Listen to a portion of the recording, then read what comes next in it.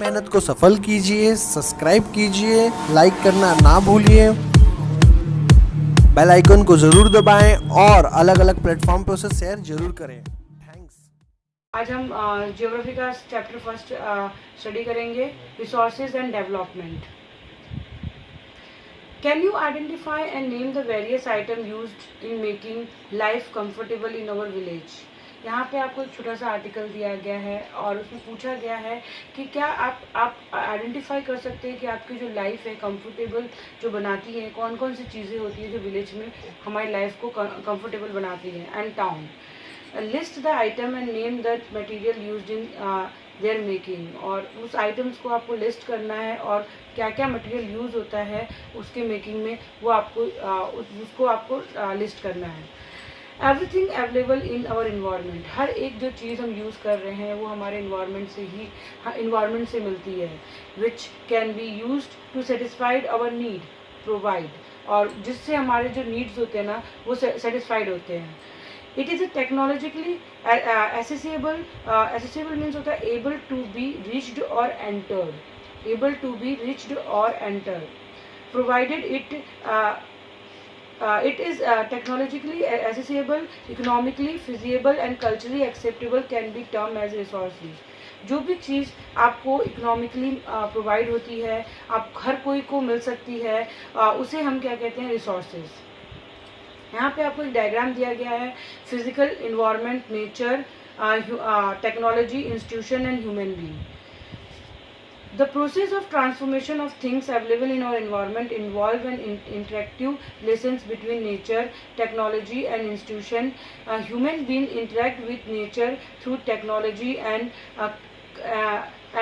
create institution to accelerate. Accelerate means होता है increase in rate, amount or extent. Accelerate means होता है increase in rate, amount or extent their economic development।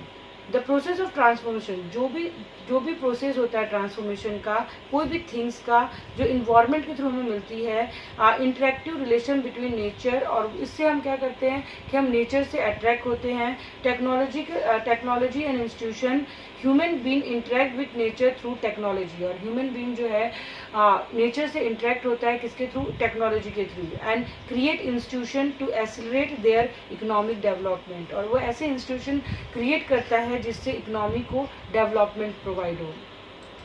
Do you think that resources are free gift of nature as is assume by many. क्या आप जानते हो कि आप ये समझते हो कि जो रिसोर्सेज है वो फ्री गिफ्ट होते हैं नेचर के? दे आर नॉट, वो फ्री गिफ्ट नहीं होते। Resources are a function of human activity, resources जो होते हैं वो फंक्शंस होते हैं हमारे ही एक्टिविटी के। Human being themself are essential component of resources, और ह्यूमन बीइंग जो है वो खुद भी एक एसेंशियल कॉम्पोनेंट है रिसोर्सेज का।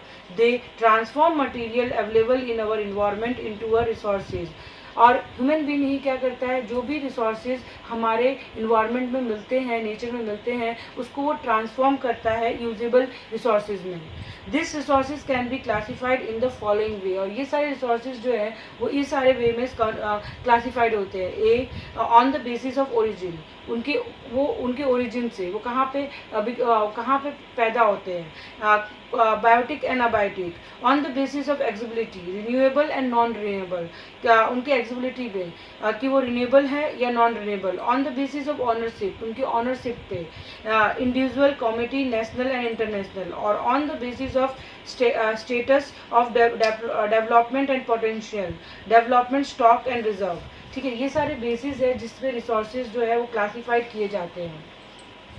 यहाँ पे आपको एक क्लासिफिकेशन दिया हुआ है, resources, natural resources, human resources.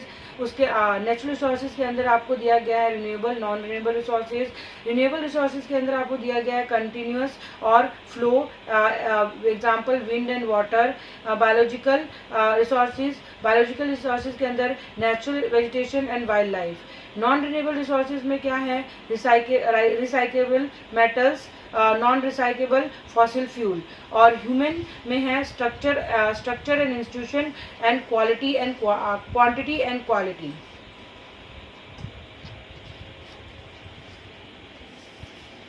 Type of resources, on the basis of origin, अगर कौन जो भी रिसोर्सेज है वो उनके ओरिजिन बेसिस पे हम कैसे फाइंड आउट कर सकते हैं कि वो बायोटिक रिसोर्सेज है या अबायोटिक रिसोर्सेज है। बायोटिक रिसोर्सेज कौन से होते हैं? This are the obtained from biosphere and have a life such a human being, flora, fauna, fishery, life stock etcetera. Biotic resources वही रिसोर्सेज होती हैं जिसमें लाइफ होता है, जो लिविंग थिंग्स होती हैं, जैसे कि flora, faunas, fisheries and life stock. जो भी लाइफ स्टॉक्स होता है वो बायोटिक रिसोर्सेज होता है। Abiotic resources all those things which are composed of non living thing. जो भी रिसोर्सेज जो नॉन लिविंग थिंग्स होती हैं are called abiotic resources, for example rock and metal. और जो भी रिसोर्सेज जो नॉन लिविंग थिंग्स हैं वो अबायोटिक रिसोर्सेज होते हैं। इसके on the basis of origin ये होता है biotic resources, abiotic resources. On the basis of accessibility, renewable resources, the resources which can be renewed or reproduced by the physical, chemical or mechanical process are known as renewable or replenishable resources। जो भी resources वो जिसको हम वापस बना सकते हैं, चाहे वो chemically, चाहे वो physically या mechanically, उसे हम renewable resources कहते हैं। For example, solar, wind energy, water, forest, wildlife, etc. And the renewable resources may further be divided into a continuous और फ्लो। और जो रिन्यूएबल रिसोर्सेज है वो फर्दर डिवाइड होते हैं कंटिन्यूस और फ्लो में। Non renewable resources, this occurs over a very long geological time. Minerals and fossil fuel are example of such resources. Non renewable resources वो रिसोर्सेज होते हैं कि जो रिसोर्सेज जो अभी हमारे पास है पर कुछ सालों के बाद वो ख़त्म हो जाएंगे अगर हम ऐसे ही रेकलेसली इसको यूज़ करते रहें, जैसे कि fossil fuel. This resources take millions of year in their formation. और ये जो रिसोर्सेज होते हैं नॉन रिन्यूएबल रिसोर्सेज, उनको बनने में मिलियंस ऑफ ईयर्स लग गए। Some of the resources like metal are recyclable and some like fossil fuel can not be recycle. कुछ जो रिसोर्सेज है जैसे मेटल वो रिसाइकल हो सकते हैं, पर जो फॉसिल फ्यूल्स होते हैं वो रिसाइकल नहीं हो सकते। And I get exhausted with their use. और जैसे हम अगर यूज़ करते रहेंगे तो आने वाली जनरेशन को ये जो रिसोर्सेज है उनके बारे में वो यूज़ नहीं कर पाएंगे। On the basis of ownership, अब ऑनरशिप बेसिस पे कैसे कौन कौन से रिसोर्सेज होते हैं? Individual resources, this are the also owned privately by individual. ये जो रिसोर्सेज होते हैं जो प्राइवेटली पीपल्स ओन करते हैं, जैसे हम लोग जो चीज़ों को ओन करते हैं। Many farmer own land which is allotted to them by a government against the payment of revenue. बहुत सारे फार्मर जो है वो लैंड ओन करते हैं जो गवर्नमेंट ने उनको दिए होते हैं। In village there are people with land ownership but there are many who are landless. Village के अंदर आपने बहुत सारे लोगों को देखा होगा जिनके पास बहुत सारी ज़मीनें होती होंगी, पर बहुत सारे ऐसे लेबर्स होते हैं, फार्मर्स होते हैं जिनके पास ज़मीनें नहीं होती, लैंडलेस होते हैं। Urban people own plot, house and other property, plantation, pasture land, pond, water in well etcetera. City के अंदर आपने देखा होगा कि कुछ लोग प्लॉट ओन करते हैं, हाउसेज ओन करते हैं, किसी के पॉन्ड्स होते हैं, वाटर वेल होते हैं, ये सारी चीज़ें वो प्राइवेटली ओन करते हैं। तो ये जो होता है ये इंडिविजुअल रिसोर्सेज होते हैं। Are some of the example of resources ownership by individual. Make a list of resources own by your household. और आप अपने घर में क्या क्या चीज़ें ओन करते हो वो उसके ऊपर भी आप एक लिस्ट बना सकते हो। कम्युनिटी ओन रिसोर्सेज, अब एक पूरी जो कम्युनिटी है वो कौन कौन से रिसोर्सेज जो है ना ओन करती है। There are resources which are accessible to all the members of committee. कुछ ऐसे रिसोर्सेज होते हैं जो भी जितने मेंबर्स होते हैं ना कमेटी के वो यूज़ करते हैं एक साथ। Village common, grazing ground, burial ground, village pond. अगर एक विलेज है जिसमें एक ग्रेजिंग ग्राउंड है एनिमल्स को ग्रेज करने के लिए, ब्यूरल मतलब ज़मीन जहाँ पे दफनाया जाता है, ग्रेवयार्ड होता है, ये सारे कॉमन होते हैं जिसे हम कम्युनिटी ओन रिसोर्सेज कहते हैं। Public park, picnic spot, playground in urban area etcetera de facto accessible to all the people living there. और जैसे आप अर्बन एरिया में रहते हो तो पब्लिक पार्क है, पिकनिक स्पॉट है, प्लेग्राउंड है, ये सारे जो है ना वो एक कमिटी यूज़ करती है, इंडिविजुअल पर्सन यूज़ नहीं करता है। सो वाई ये जो होता है वो इंडिविजुअल रिसोर्सेज होते हैं। National resources, technically all the resources belong to the nation. Technically तो जो भी चीज़ आप भी अगर जो ओन करते हैं ना इंडिविजुअल, वो भी क्या है, नेशन की प्रॉपर्टी है। The country has a legal power to acquire even a private property for public good. और कंट्री के नेशन के पास एक्वायर होता है कि वो चाहे तो प्राइवेट प्राइवेट जो प्रॉपर्टी है उसको भी वो पब्लिक के यूज़ के लिए ले सकती है। You might have seen road, canal, railway being constructed on the field. आपने बहुत जगह देखा होगा कि रोड बनते हैं, कैनाल्स बनते हैं, रेलवेज भी बिल्ड होते हैं फील्ड में, ओन्ड बाय सम इंडिविजुअल। वो सब जो लोग हैं कुछ इंडिविजुअल ओन करते हैं। Urban development authority get empowered means होता है गिव समवन द अथॉरिटी और power to do something. Authority get empower by the government of acquired land, और अगर गवर्नमेंट को वो लैंड की ज़रूरत होती है तो वो जो इंडिविजुअल प्रॉपर्टी है उसको वो खरीद लेती है या ले लेती है प्रोजेक्ट को डेवलप करने के लिए। All the minerals, water resources, forest, wild life, land within the political boundaries and oceanic area up to 12 nautical miles, 22.2 kilometre होता है 12 nautical miles, from the coast termed as a terrestrial water and resources therein belongs to the nation. जितनी भी चीज़ें जो हमारे country के अंदर हैं और हमारे बाउंड्रीज के पास है, जैसे ओशनिक है 12 nautical miles तक, और टेरेस्ट्रियल वाटर एंड रिसोर्सेज, ये सारे जो है वो नेशनल रिसोर्सेज होते हैं। International resources, there are international institution which regulate some resources. कुछ ऐसे रिसोर्सेज है जहाँ पे इंटरनेशनल इंस्टीट्यूशन जो है ना वो रेगुलेट करती है रिसोर्सेज को। The oceanic resources beyond 200 nautical miles of the exclusive economic zone belong to open ocean, and no individual country can utilize this without the of international institution. अब क्या है कि 200 नॉटिकल माइल्स के बाद जितने भी चीज़ें होती हैं अगर नेशन के बाद, वो जो चीज़ें होती है वो इंटरनेशनल रिसोर्सेज होती है और वो बिना इंटरनेशनल इंस्टीट्यूशन के पूछे बगैर हम यूज़ नहीं कर सकते। On the basis of the status of development, potential resources which are found in a region but have not been utilized। Potential resources वो रिसोर्सेज होती हैं कि वो आप रिसोर्सेज जो रीजन के अंदर पाई जाती है पर अभी तक उसे यूज़ नहीं किया गया है।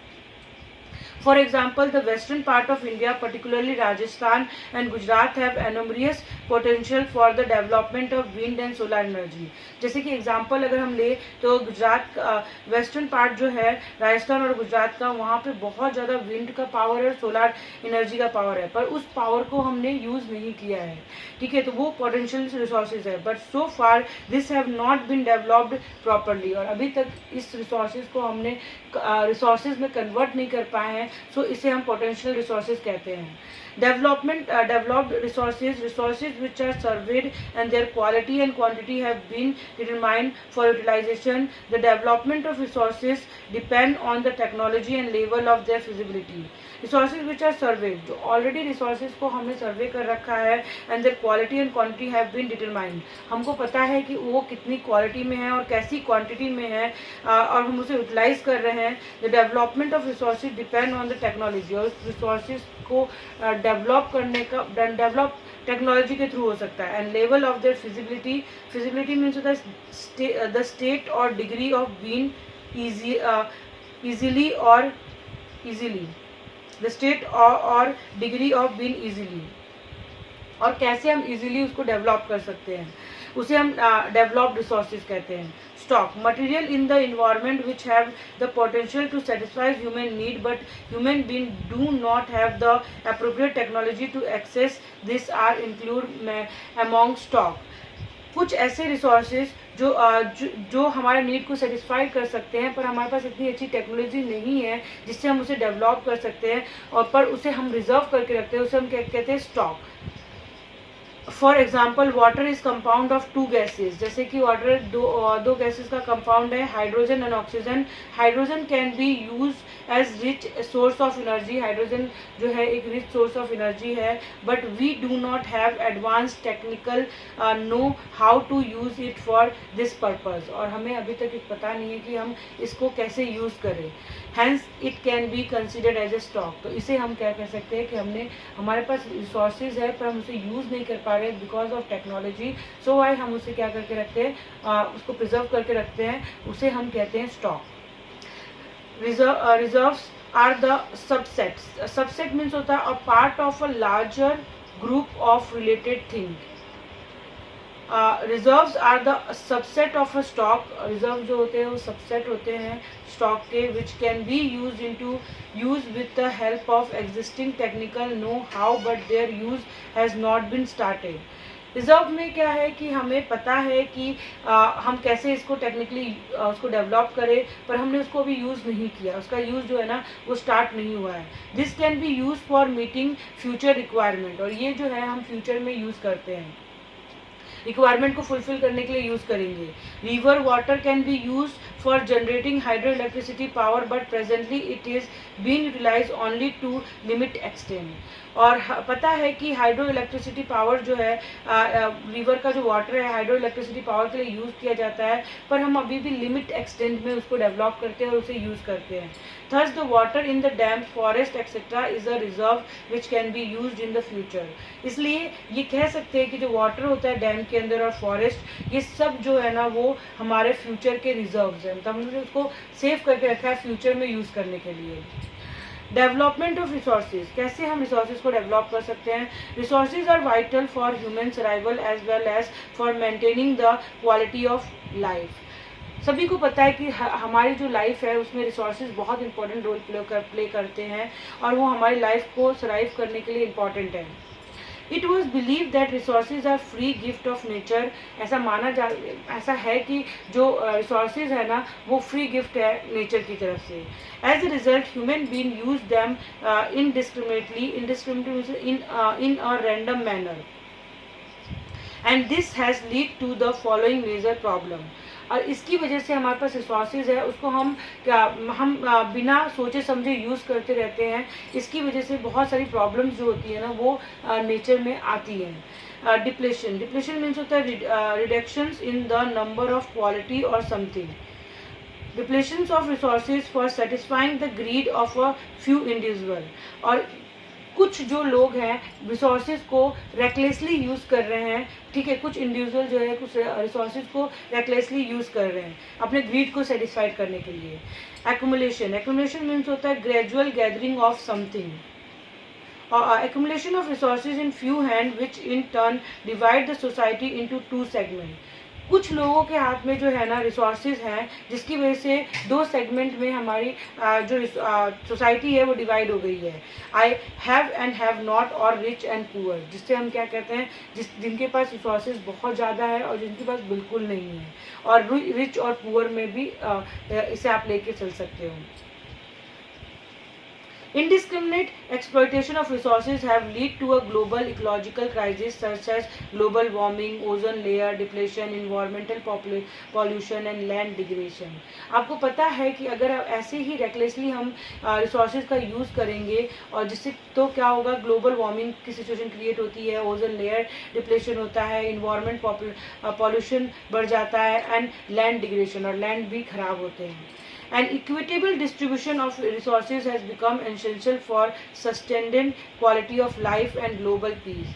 इसलिए जो रिसोर्सेज हैं उनको प्रॉपर डिस्ट्रीब्यूशन होना चाहिए. ऐसा नहीं होता किसी के पास बहुत ज़्यादा और किसी के पास बिल्कुल नहीं है, और इसकी वजह से वर्ल्ड पीस भी रहेगा. If the present trend of resources depletion by few individual and country continue, the future of our planet is in danger. अगर ऐसा ही चलता रहा, वर्ल्ड में कुछ ऐसी पावरफुल कंट्रियां हैं वो रिसोर्सेज को रेकलेसली यूज़ करती है और कुछ कंट्रियों के पास नहीं, वो रिसोर्सेज नहीं यूज़ कर पा रही है, तो वर्ल्ड खतरे में आ जाएगा, दुनिया खतरे में आ जाएगी. Therefore, resources planning is essential for sustainable existence of all form of life. इसलिए रिसोर्सेज को कैसे यूज़ करना है, कैसे क्या करना है, वो सारी प्लानिंग जरूर होना चाहिए, और तभी सारी लाइफ जो है ना नेचर के अंदर, इन्वायरमेंट के अंदर बची रहेगी. Sustainable existence is component of sustainable development. और ऐसा माना जाता है कि अगर सस्टेनेबल एग्जिस्टेंस होगा तो हम सस्टेनेबली डेवलप भी करेंगे. Sustainable development, sustainable economy development means development should take place without damaging the environment. वो डेवलपमेंट जो इन्वायरमेंट को डैमेज ना करे. And development in the present should not compromise with the needs of the future generation. और वो development कि खाली हम ही यूज़ कर रहे हैं और हम लोग फ्यूचर जनरेशन के बारे में सोच ही नहीं रहे हैं, तो उसे हम क्या कहते हैं, sustainable development. Rio de Janeiro earth summit 1992, Rio de Janeiro में एक समिट हुआ था, एक मीटिंग हुई थी 1992 में. इन जून 1992 more than 100 heads of state meet in Rio de Janeiro in Brazil for the first international Earth Summit. The summit was convened for addressing urgent problem of environment protection and social economic development at the global level. The assembled leaders signed the Declaration on Global Climate Change and Biological Diversity. ये जो summit हुई थी वो problem discussion करने की हुई थी environment protection के लिए, और ये यहाँ पे सारे जो वर्ल्ड के ग्लोबल लीडर्स हैं ना वो वहाँ पे इकट्ठा हुए थे. The Rio Convention endorsed the Global Forest Principle and adopt Agenda 21. और द रियो कन्वेंशन जो था वो उसने अडॉप्ट किया ग्लोबल फॉरेस्ट प्रिंसिपल और एजेंडा 20 और for achieving sustainable development in 21 century, जिससे वो सस्टेनेबल डेवलपमेंट कर सके 21st सेंचुरी में भी. एजेंडा 21 क्या है? It is the declaration signed by the world leader in 1992.